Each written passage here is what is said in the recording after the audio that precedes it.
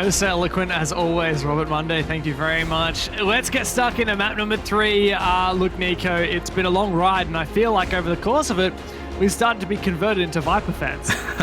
I mean, I'm certainly made a fan here, but I have to agree there with Guz, where I do think they're going to put up a good fight here on map number 3, Chalet. They're kind of 50-50 on that as of the meantime, but I still do think Sengoku are in the driver's seat here. I do think they're the favorites to win this map, and they have shown a lot more prowess in terms of both the attacking and defensive side on both maps, and I think that's going to continue on here in Chalet. Do I think it's going to be a stomp? Of course not. Viper, they're going to really make things interesting, but Sengoku, they do have the lead.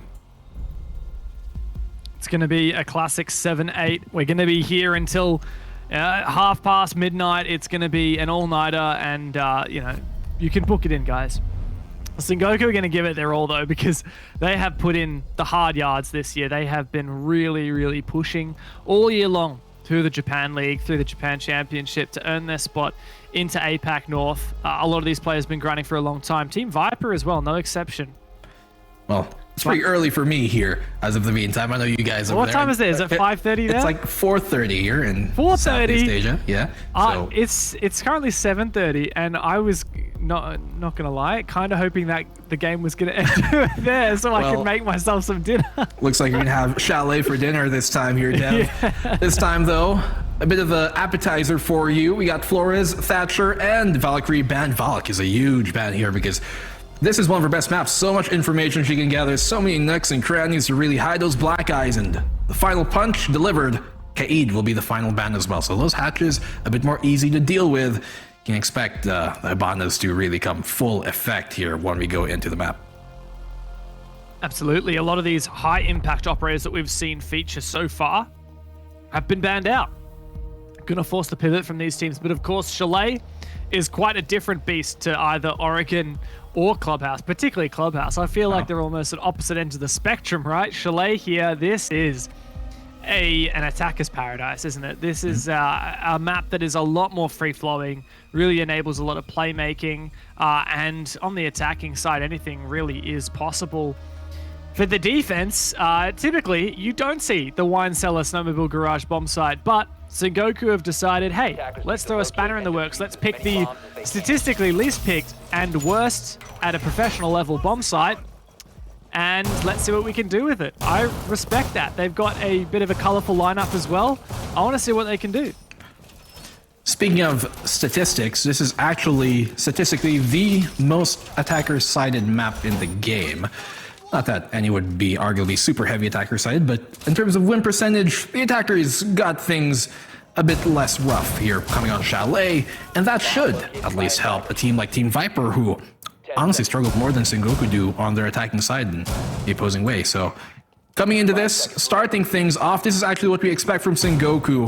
Actually, no, never mind. They typically like to start on that bar and game site, but this time starting on the basement instead. A site that is arguably quite difficult to hold for a lot of teams. That castle barricade up top there on the hallway towards the main lobby is interesting because it will allow the attackers to have more free reign in taking that main lobby, but as well allow the Sengoku rotation to be a bit safer in that aspect.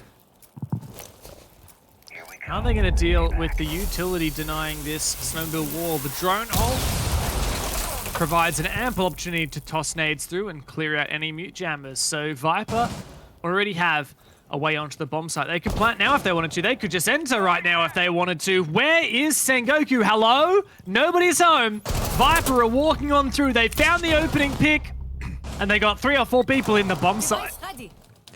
Man, they are taking things really quick on this. Not even a minute into the round, and they've got them to plant down already here. There isn't much they can do to get this defuse off because it's down to a 4v2, and every single sightline is being held right now by Team Viper. What little do they have? They're going to have to deal with Boone first. He's the first line of defense here on this execute, and Galler is going to get one, down to 1v3. Neko, it's all in his hands, but on that Ela is going to be very difficult to try and engage in a distance. He does get the kill though here. Nagal here barely scraping by. 15 seconds left for that defuse to go off, and he's going to have to try and take things aggressive. He knows that the range is going to be his best ally. LHM closes off the round. What an opening start here from Sengoku. Rather, from Team Viper. And it certainly was. It's not every day that you get to see 4 players from the attacking team inside the bomb site in the first 30 seconds, but credit to them. They saw an opportunity and they did not hesitate. They pushed together, they found the opening pick, they forced that plant down, and they made Sengoku look a little bit silly for even considering picking that bomb site. And that is one of the reasons why that bomb site is just so difficult to defend. It doesn't take much for the attackers to have not only lines of sight, entries into the bomb site, but also, you know, there's vertical game, there's roam clearing capabilities. So it is not a bomb site that many people would take, and I'd be very surprised if we see Sengoku take us there again. Yeah, I'm very surprised to see that. I think they're kind of trying to throw them off because teams, if they've done their homework, they know that Sengoku like starting on one of these first 4 sites, especially games. And in this case, they go the opposite way, going for kitchen dining.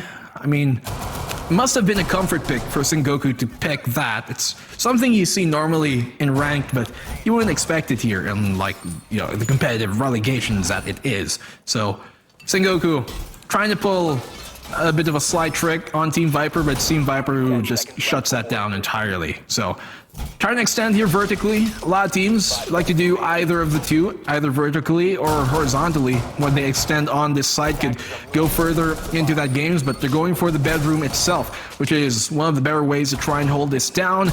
They're going to have to clear that out, Team Viper, otherwise the plant is going to be nigh impossible with Sengoku holding the rooms up above. It's certainly a lot of roam clearing to be done, that's for sure here. Something that we haven't seen Viper do as of yet, not when they're busy rushing the bomb site. Looks like the first point of ingress is reading, however, library. Drones go on out. Doesn't seem to be much of a contest from Sengoku, mostly residing around Master. Trying to hold on to that for as long as possible. Viper, a lot of free real estate for them. It's going to allow them to really freely move about, which is what they want. This is how Viper play. To have that much map control on towards the southwestern side here on Library is kind of the standard way that teams like to execute. Come in from Library, take that mezzanine, open up the big wall, work your way through. And that's looking to go according to plan for the meantime, as Neko is trying to kind of stifles that. He finds 0-1. That's a big gun to take off of the board. That Sophia being lost is a big punch to the gut in terms of their firepower. That said, Team Viper have made some good progress on this map control, opening up a long line of sight deep into Office and, of course, into Master, even Solarium, technically. That'll enable them to start pressuring these top floor players. Like you said, before the round started, Viper really need to deal with these top floor players before they can even consider pushing that bomb site. Well, it seems Sengoku aren't phased because they're going to still double dip here. Neko finding a double from that bedroom, taking them to sleep, and they've dropped down now here towards the fireplace. No, they have to get this dining wall open, otherwise it's going to be a moot point. They got the one up above, now they got to get the one down below to try and actually go for the plant, especially with a minute left and 2 players of theirs already down. Team Viper struggling here so far to get that foothold. They've blown things open, but it's them who's being blown apart as of the moment. Sengoku still retain that map control. Solarium, even this cheeky angle down onto the trophy window. Now Viper have a lot of work to be done.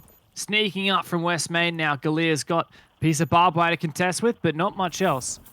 Do they hear that sound? Oh, the vertical angle opened up. And he's feeling that pressure. Okay, LHM just loses his life and the diffuser along with it.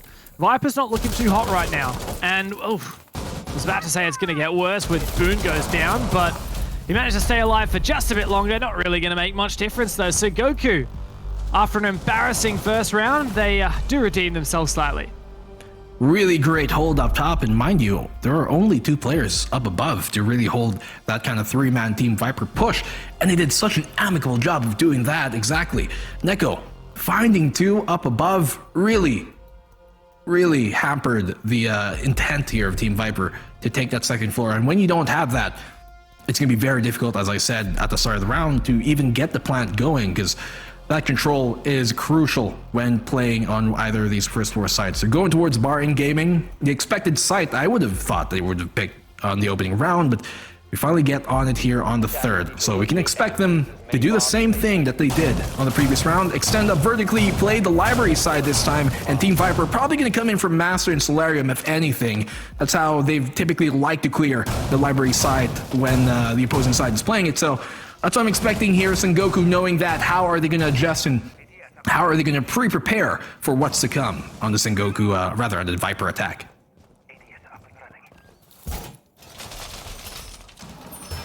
I love the Frost, though. Always Racial bringing out operators like that keeps you on your toes. If you're Team Viper and you're not checking below your windows, you're not keeping an eye on every single tiny variable that Sengoku are going to throw your way, you are going to get caught off guard. We're also seeing the Legion brought out again. An operator that doesn't see a lot of play at this level, but one of the easiest operators in the game to play, right? Got a fantastic weapon. The goo mines, while they're not quite as powerful as they used to be, they certainly don't hurt. So Viper, a lot of work to be done ahead of them to redeem themselves for last round. Knock, knock. Well, he surely had his heyday, but the longer he's in the round, the more influential and crucial he does become. And that's something that Sengoku have been playing out quite often, you know, leaving themselves into really late round situations, and that Legion could help out in that aspect. Same with the Frost. This Team Viper continues on here, trying to open down the garage below on the snowmobile, work their way up, but they also have kind of some pressure being applied here towards this whole piano room side. Not going in through a Solarium, as I would have expected in bedroom, but they really want to hit them directly at the gates, trying to attack them from these library windows, but that, in its case, leaves mezzanine to be held firmly here by the Sengoku defense. And normally teams would try and flush that out with some nades, maybe even a Flores, but that's not really currently on the board. As Neko gets downed, could be confirmed here by 0-1. Nitro being traded on out, and the flurry of frags goes either way, but Sengoku comes out on top. Bit of a messy start to the round, but like you said, Sengoku weather the storm. That said, doesn't seem to last forever. 0-1 can take down Yahoon. 3-on-3. LHM very, very low on HP though. Ramu rocking that APAC League skin on his T5 SMG, hoping to make it to that very league very shortly. Team Viper, they're the ones that really need to take the next step. On the attacking side, 3-on-3. Bar is the bomb site. While they have some players close, they don't really seem very, very near to actually pushing the bomb site. They finally get control of the library, but they don't have the necessary tools to really make that work on out. They do have some soft structure, open up some sidelines below, but Rachel has been doing a great job of holding down this library stairs and really keeping them on their toes, as you like to say. 40 seconds left on the clock, and Akins making sure that they cannot just idly walk by into the hole. 0-1, trying to catch him off in case aggression is going to be showed to you by Sengoku, but we know that they're disciplined and diligent about not giving them that opportunity. With the final 30 seconds left on the clock, Dev, they find the opening pick as well here, LHM. Racial, though, holds down the line. Ramu as well.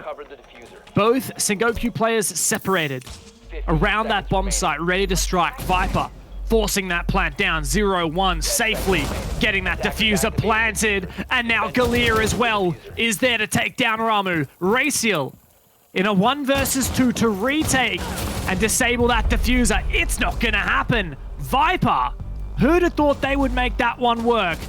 But finally, another round on their side, and they take the lead once again. Great recovery here from Team Viper, Dev. Going down to a 3v4, and Sengoku's side with less than a minute left on the clock is not a good sign of things, but hey, they don't mind. When the going gets tough, they get tougher. When they're going through hell, they keep on stepping on forward. Sengoku here right now. 4th round could potentially tie things up. They're going up to the master bedroom and office.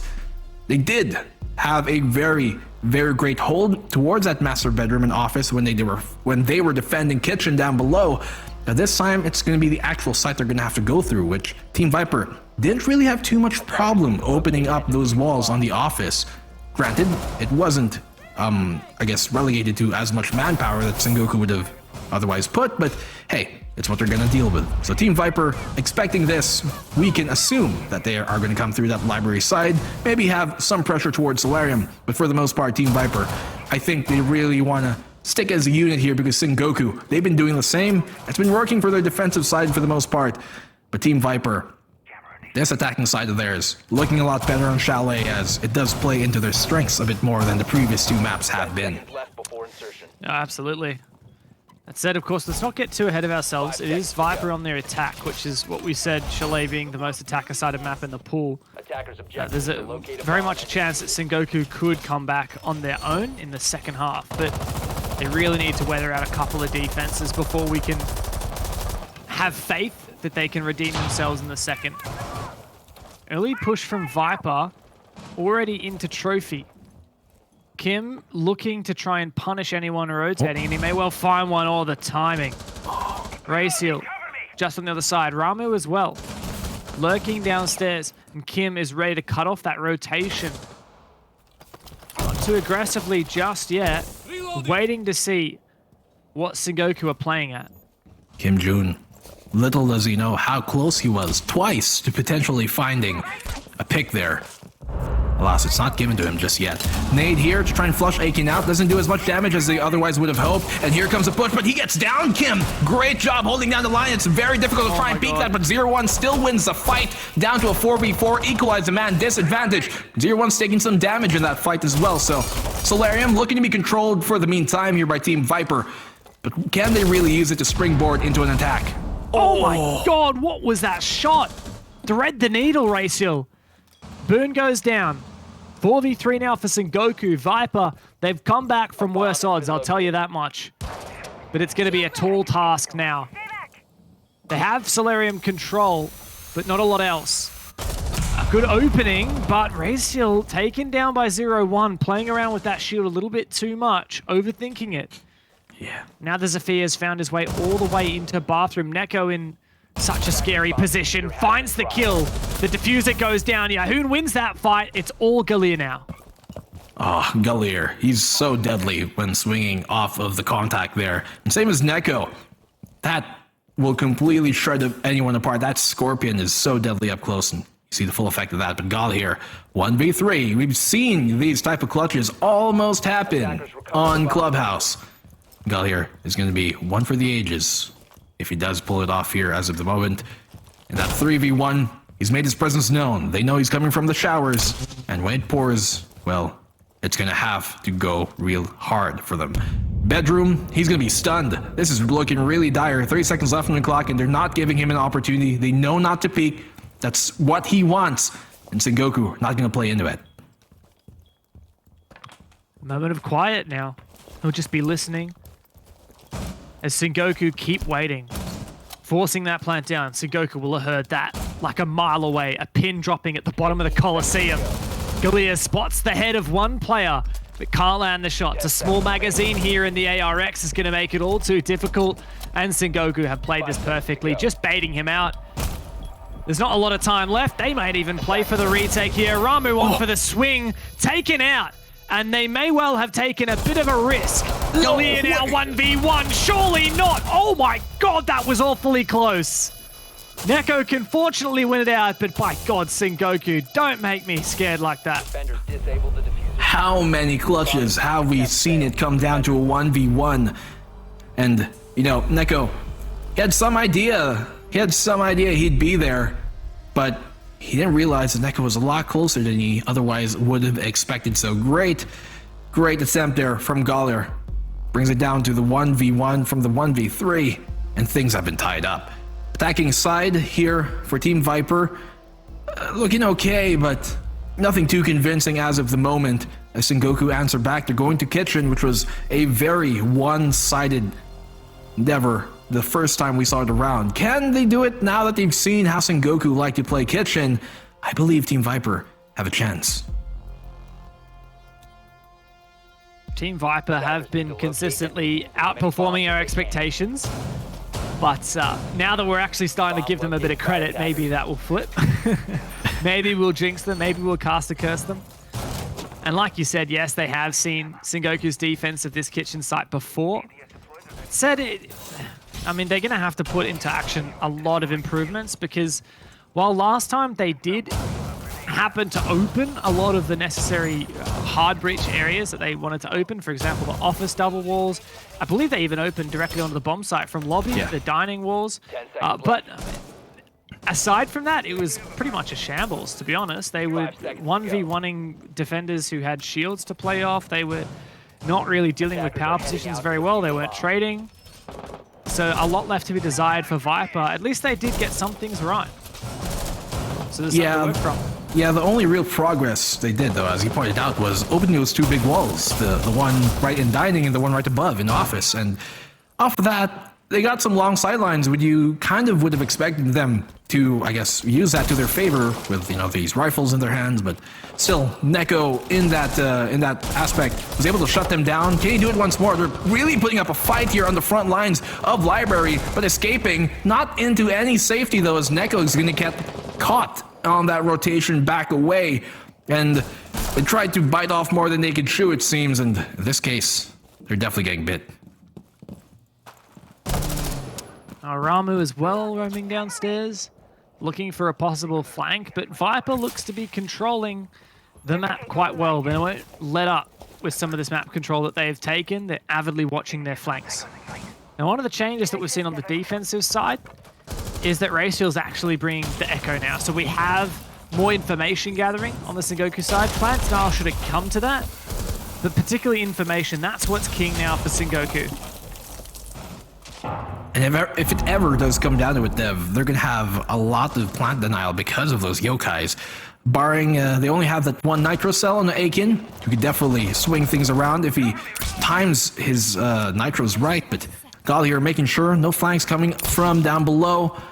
Holding on to Fireplace for the meantime. Going to drone on out for the guys up above to make sure the second floor clear is going to be well, I guess working out and positive for them, because if they don't have control of this, once again, it's going to be very difficult to plant. Shield dealt with there in the piano, and the only two defenders up above are still going to find a pick. Ramu, he has been having himself a series and a half, and he finds Kim as well. Crucial frag to get found. Not too bad there for Ramu and Sengoku as a whole. They've evened up the man count. That said, Viper, like you said, clearing that shield and clearing a lot of these positions all the way upstairs now. LMH, or LHM rather, lands a couple shots and finishes off Yahun. We did see just barely, I believe that was Ayakan, fall all the way back downstairs, forfeiting the top floor to Team Viper. Dangerous thing to give them, especially now that they're opening this hatch straight onto the bomb site. Viper have so many opportunities now. They do. It is a 3v4 in Sengoku's favor, but they still got some utility to work with. Those yokais are up online and ready to deny the plant as soon as it comes in, as well as the information. He goes on the swing. Aiken finds one, not able to get the kill though, but does get the down. Gal here on the trade immediately, and Ramu finds LHM's Viper. Goon, he is down to effectively 1v1, and Aiken secures the round for Sengoku. 3v4, they swing it around, and that's where you see the information off of the yokais be crucial on their defense. They make it happen, and they take the lead.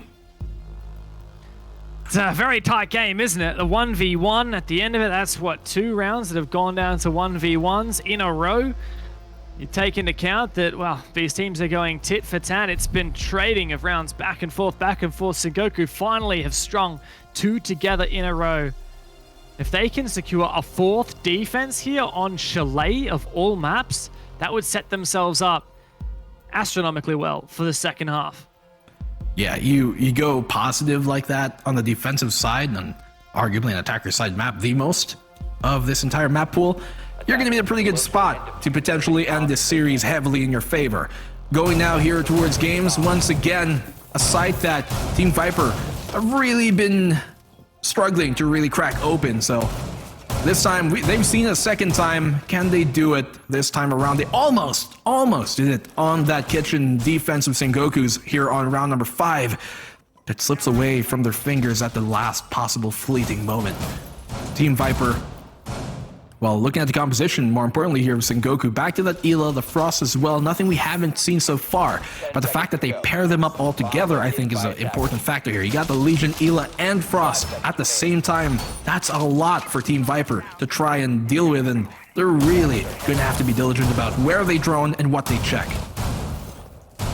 Viper's previous bar attack was actually not too bad. Even though they ended up in a 3v4, they managed to push through and find a 2v1 out of it.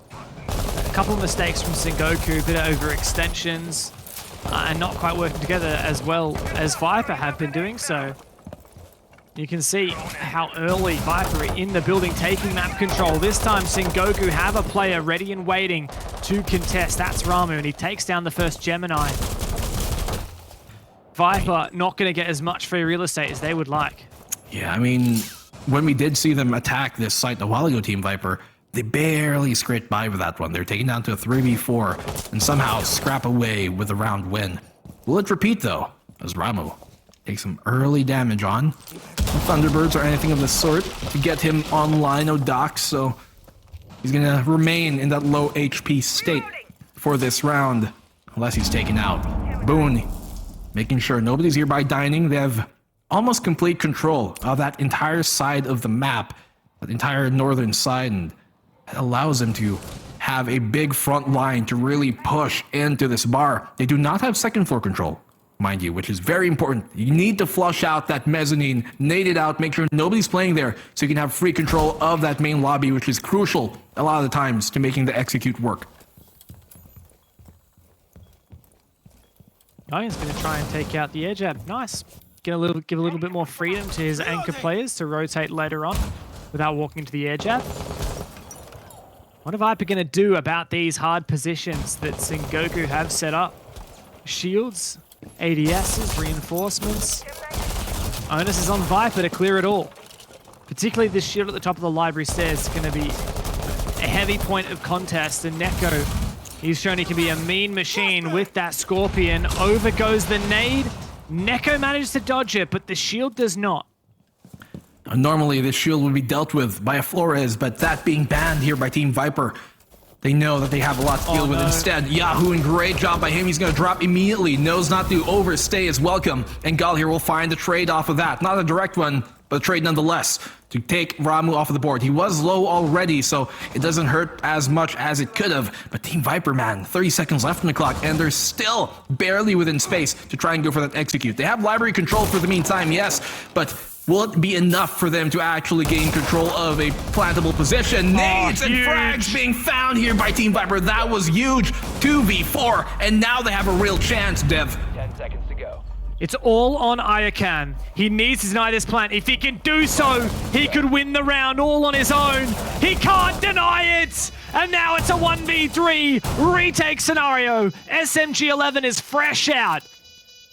A moment to breathe and to reload. In the 1v3 now, a C4 tossed blind, nets nothing. 1v3 is not gonna happen. Viper even up the scoreline in the first half with a fantastic final execute. Man, oh man, Team Viper. When it seems lost, when the going goes rough and all odds are against them, they somehow pull off these last second executes that they just find frags with. They get one with a nade, and LHM coming through with his 5.56 in hand. Great job here from Team Viper to try and bring things back, but they're now on the defensive side, so if anything, that half favored Sengoku more than it did Team Viper. Even though Team Viper looked okay, his attacker-sided map is really going to be difficult for them now that they're going up against Sengoku's attack, who has been a lot more, honestly, effective on the previous maps that were more defender-sided. So going into this, Team Viper picking games, as we expect. It's going to be Sengoku to try and tear this apart.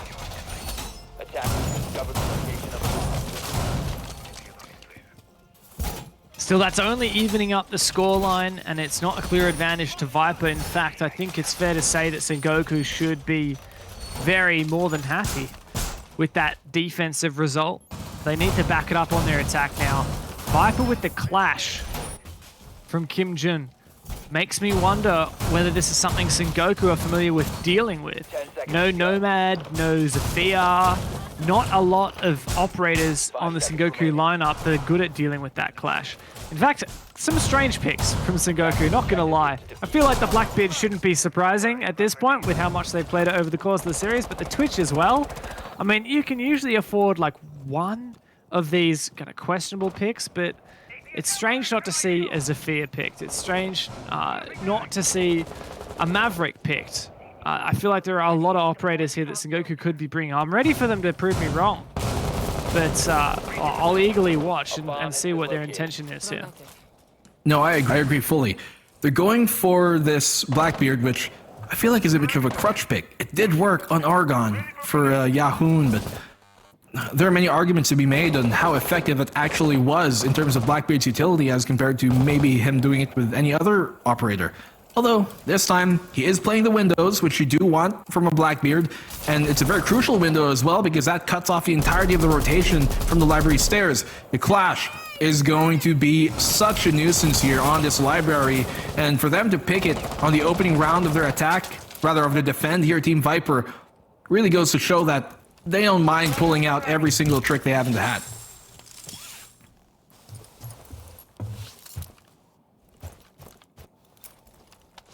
Quiet bit of preparation for Sengoku now. They've struggled to fully take map control of honestly anywhere at this point. They're looking to cheekily find ways towards the site without actually dedicating fully in. They found 2 huge picks. I can't believe they're in sight already. Blackbeard's already got full lobby control as well. This is a very unusual round, and Ramu has just shut down any attempt at Viper getting back into this. LHM will try his best. Kim Jun can also take down Neko, but it's not really going to make much difference. The clash is down on the ground. LHM makes it a 1v2. Not impossible now, but time's ticking. 25 seconds left. Raciel and Yahoon should be fairly comfortable holding this post plant, as the Jaeger's got to go all the way upstairs. It's a 7-second defuse time, and that's not going to be enough. I think that must have been a trade because there was no kill cam. But nonetheless, Sengoku starts strong on their attack.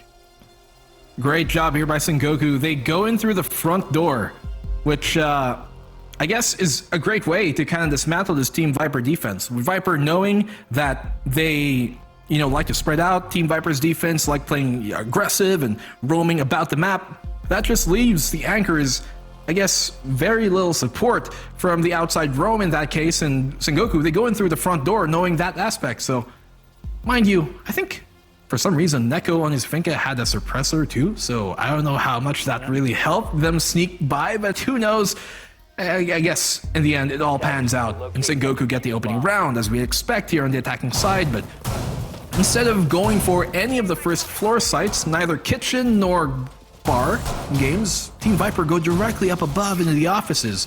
They're looking to make some business happen. Yeah, look, don't blame them. After failing to defend that first site, keep it moving, keep it rolling, trying different bomb sites. Don't smash your head against the wall. We saw that from Sengoku, didn't we? They went Snow Wine first round, and I am very glad that they never went back there. That was a one-off. That didn't count, as they say. Yeah. Funnily enough, Sengoku actually won every single bomb site that they tried except for Snow Wine and Bar Game. So every time they actually defended Kitchen or Master Office, they won it. Credit to them. Let's see if Team Viper can also win on the Master Office bomb site, which is where they'll have to defend right now. Sengoku looking to take from Reading side across. So not going for a Solarium take, which is in a lot of regions what has become the meta recently. For sure. They will go for what was back then, I guess, the more common thing to do, as you said, coming from this library side, pushing their way in through, and taking the hallways instead, and mezzanine control. Open up the wall that way, and that's how they get themselves into a, I guess, executable position, if anything. But this Wamai playing up front here, coming from Kim Jun. He's taken half of his health already on down, but he's still looking to continue to fight the good fight and really hold things down and make sure that Sengoku don't just once more walk through whatever they want to.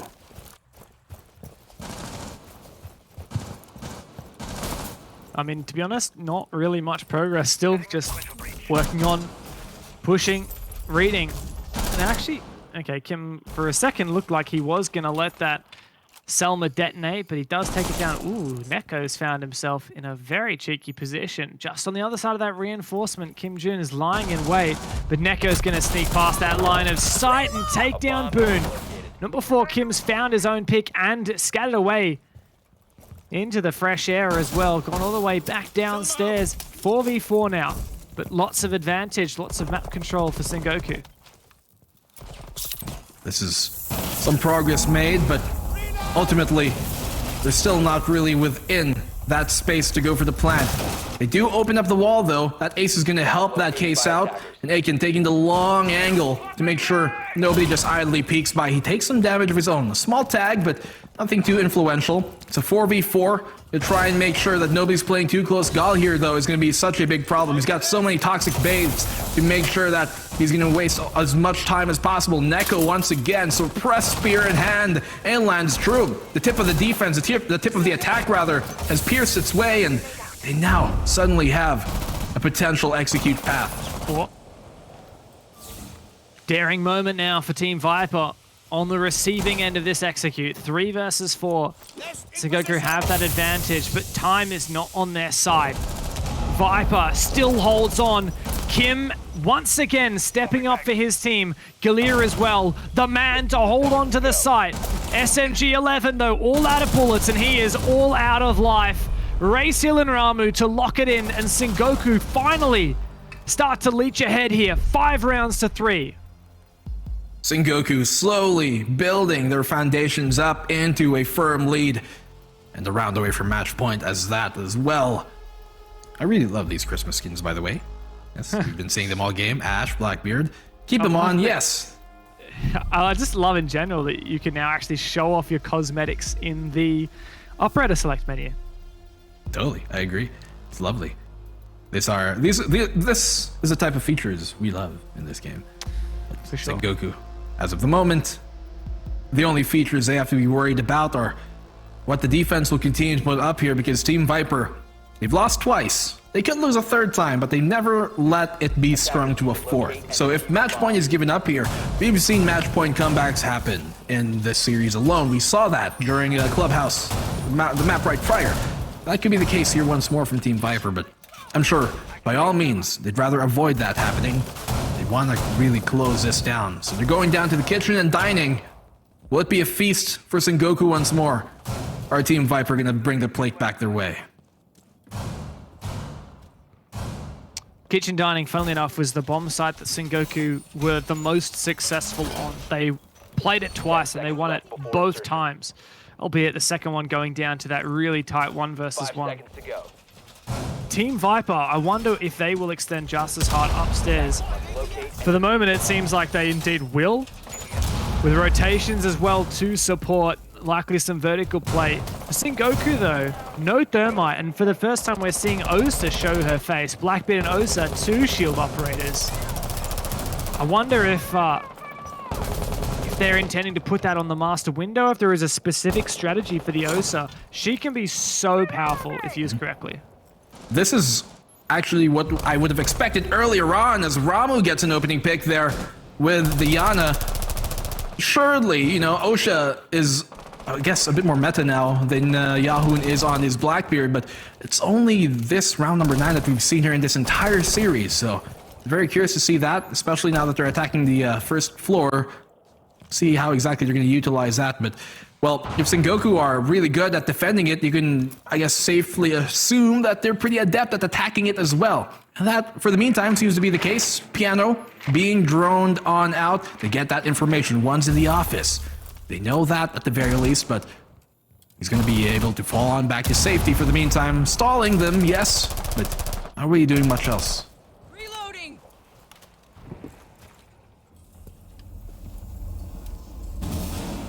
I hear that ace, Selma, detonating, enabling Sengoku. Oh, not only lines of sight, but an entry. And look at that, the shield from Ayakan. And with that, a really strong position for Sengoku to hold on this top floor. In fact, all of the defenders have slunk back to where they came from, downstairs. Only half the round done. Sengoku have made excellent timing here, and they've really put Viper to the test.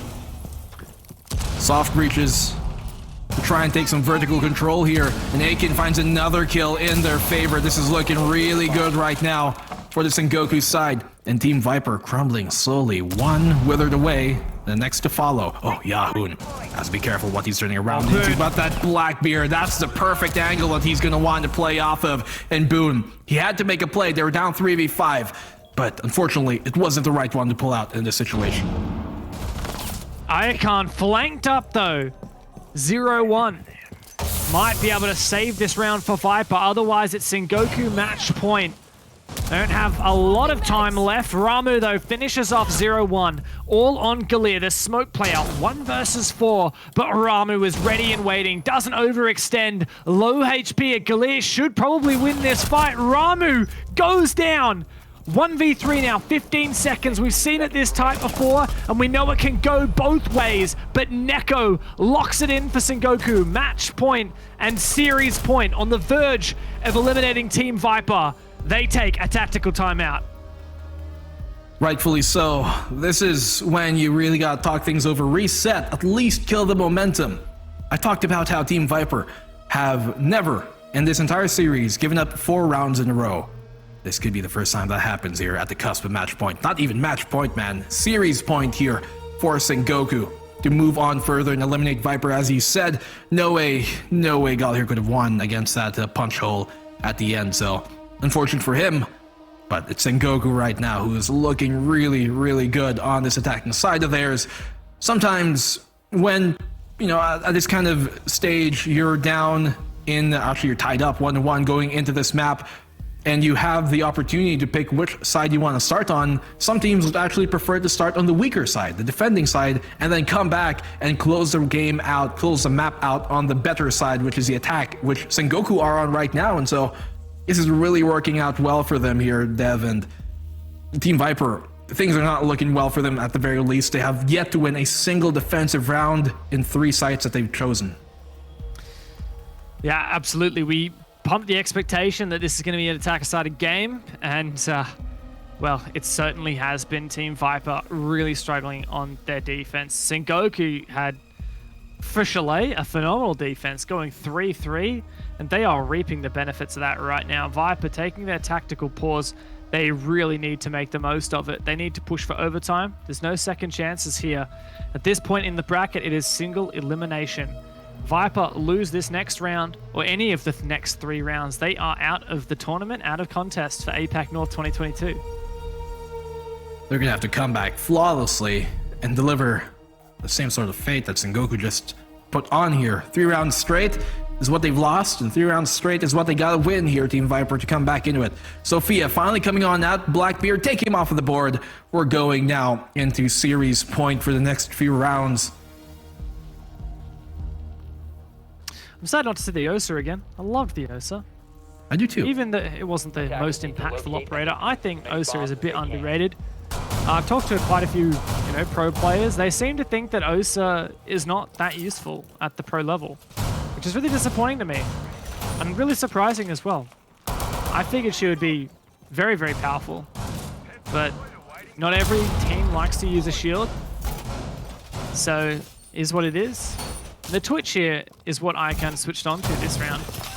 Not bad, honestly, especially for clearing out cameras, reducing the amount of vision that the opponent has. We've seen Sengoku already doing that, and as a result, they're controlling all of the rotations, making it so difficult for Viper to really play anywhere. One would assume here, Dev, that if they were going to pull out an Osa, it would be on a site like this. 2nd floor, lots of windows, big windows to really contest with, and hell, even a Blackbeard is when you could kind of justify him to be pulled out, but in this case, none of that at all. They got the Ace, they got, Ash, of course, who's had better days, but hey, she's still in the game, so they're going to utilize her. Those, I guess, breaching rounds are very useful still for dealing with all the utility that Team Viper likes to use. They like doubling down on shields, but in this case, they only have 1, and almost gets a kill there. Kim Jun, lucky to go away relatively somewhat healthy. Rama's managed to find his way into bar, lurking downstairs and looking for one of these Team Viper roamers, catching them off on a rotation. Ooh, that's a pested drone from Mozzie as well. His drone gets taken down, and then immediately following, Ramu claims the player as well. Match point just got a hell of a lot easier for Sengoku. 6-3 and a 5v4. They have everything going for them. It's all falling into place here for Sengoku. Team Viper, you gotta have to do something to try and shake that up. Oh, the pressure on Kim Jun here is too much to deal with. no. And Neko's gonna get the kill in the boon. A great trade here for coming from Gal here to bring it down to a 2v3. They find some kills to try and equalize things up. Oh, It's no. down to the 1v3. Gal here, can he pull it out this time? He was in 1v3 situation last time around. They know where he is, and there's still so much time to work with here for Sengoku. This is not looking too well at all. Does have 3 toxic veins to work with, but they know where he is. They're gonna shut him down. That is gonna be a GG as Sengoku eliminate Team Viper and move on further in the relegation bracket. The Japanese fans will be cheering Sengoku Gaming. After a turbulent year, they managed to meet the expectation. They take down the Koreans. Team Viper are out of the relegations and out of contest for APAC North 2022. Sengoku will march forward and play tomorrow for their spot in APAC North 2022. Feels so bad there for Gal here. That has been multiple times where he's the last one remaining, and he dropped 13 frags, mind you, the highest fragger in the entire server for both teams on map number 3.